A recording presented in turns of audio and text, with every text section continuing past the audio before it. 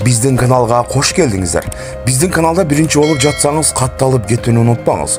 Бул видео сизге жаккан болсо, башкалар менен бөлүшүп кетүүңүздөрдү суранабыз. Достор, кече şu Бисын Алапка районго заказ менен келген Идирис Исаков.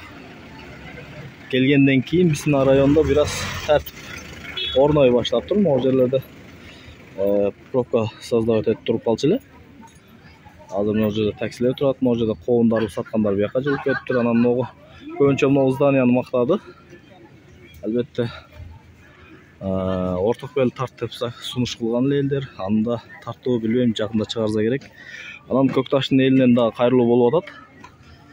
Көкташтын эли ошо бүтпөгөн жерлерди тартыштын ордуна бүткөн жерлерди тартып кетти деп кайрылып атат. Эми жакында Кудай бирде биздин да операторубуз бир аз иштери менен ден соолугуна байланыштуу бош эмес болуп калды эле. Жакында Кудай буйрса иштер бүтүп, оператор менен чыгабыз. Дал ушул зданияны тартабыз, парковканы тартабыз, базардын бардак экенин тартабыз, жолдордун бардак экенин тартабыз, больницаны тартабыз, Кудай буйрса, ашканаларды тартабыз. Бардык мекемелерди ушу базардагы, жолдогу көйгөйлөрдүн, элдин көйгөйүн бардыгын бийликке жеткиребиз. Жакында биз дагы чыгабыз.